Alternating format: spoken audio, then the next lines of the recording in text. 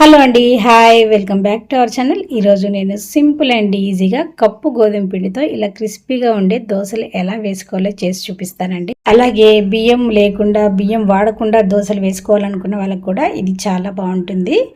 చాలా ఈజీగా చేసుకోవచ్చు, చాలా టేస్టీగా కూడా ఉంటాయి. వీడియో ఎండ్ వరకు చూడండి. మీరు కూడా ఈ రెసిపీ నచ్చితే ట్రై చేసి ఎలా వచ్చిందో కామెంట్ చేయండి. అలాగే మీ ఫ్రెండ్స్ రిలేటివ్స్కి ఈ వీడియో షేర్ చేసి సబ్స్క్రైబ్ చేసుకోండి. ఇప్పుడు రెసిపీ ఎలా తయారు చేయాలో చూద్దాం. దీనికోసం ముందుగా ఒక మిక్సీ జార్ తీసుకొని ఇందులో 1 కప్పు గోధుమ పిండి వేసుకోండి. అదే కప్పుతో 1/2 కప్పు బియ్యం పిండి వేసుకోండి.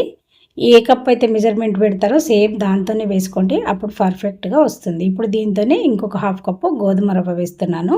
మీరు ఉప్మా రవ్వ అయినా వేసుకోవచ్చు, అది తెల్ల నూక ఉంటుంది కదా, అదైనా వేసుకోవచ్చు. ఇప్పుడు మనం ఈ బియ్యం పిండి గోధుమ రవ్వ వేయడం ద్వారా మనకి దోశ అనేది క్రిస్పీగా వస్తుంది. గోధుమ పిండి ఏమో దోశ విరిగిపోకుండా చక్కగా వస్తుంది. ఇప్పుడు ఇవన్నీ మిక్సీలో వేసి ఇలా మెత్తగా వీలైనంత మెత్తగా పిండిలాగా మిక్సీ పట్టేసేయండి. ఇప్పుడు దీన్ని ఒక బౌల్లోకి వేసేసుకోండి. ఇలా వేసిన తర్వాత ఒక 1/2 కప్పు పుల్లగా ఉన్నటువంటి పెరుగు తీసుకోండి. లేదంటే మీ దగ్గర మజ్జిగ ఉన్నా పర్వాలేదండి, ఏదో ఒకటి.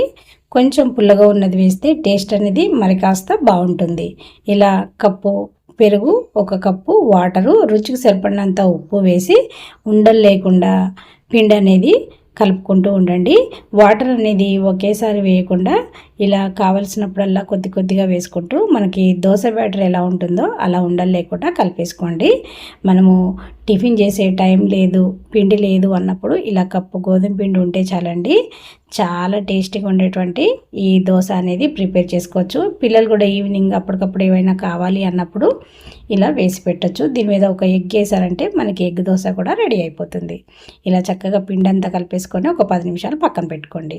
10 నిమిషాల తర్వాత దోశ ప్యాన్ పెట్టుకొని హీట్ అయిన తర్వాత ఇలా మనకి క్రిస్పీగా కావాలంటే కొంచెం పల్చగా వేసుకోండి, లేదు కొంచెం స్మూత్గా కావాలంటే కొంచెం మందంగా వేసుకుంటే స్మూత్గా కూడా వస్తాయి. ఇంకా నచ్చిన వాళ్ళు దీంట్లో ఊతప్పంలాగా ఉల్లిపాయ, క్యారెట్, పచ్చిమిర్చి, కొత్తిమీర అన్నీ వేసుకొని కూడా చేసుకోవచ్చు. మన టేస్ట్ని బట్టి మనం ఎలా అయినా దీన్ని ప్రిపేర్ చేసుకోవచ్చండి. కానీ సింపుల్గా నేను ఇలా దోశలాగా వేసి చూపిస్తున్నాను. ఇలా 2 వైపులా మంచిగా కాల్చుకుంటే చూడండి, మనకి దోశ పిండితో వేయలేదంటే కూడా ఎవ్వరూ నమ్మరు. టేస్ట్ కూడా అంత బాగుంటుంది. మరి ఇంకెందుకు ఆలస్యం, మీరు కూడా ఈసారి ఈ దోశ ట్రై చేసి ఎలా వచ్చిందో నాకు కామెంట్ చేయండి. అలాగే దీన్ని స్పెషల్గా చట్నీ చేసుకోకుండా ఇంట్లో ఉండే వాటితోనే ఇలా సింపుల్గా తినేసేయచ్చు. వీడియో ఇక్కడ వరకు చూసినందుకు చాలా థ్యాంక్స్ అండి. చూసి సబ్స్క్రైబ్ చేసి మీ ఫ్రెండ్స్కి షేర్ చేస్తే ఇంకా హ్యాపీ. థ్యాంక్ యూ అండి. Thank you for watching.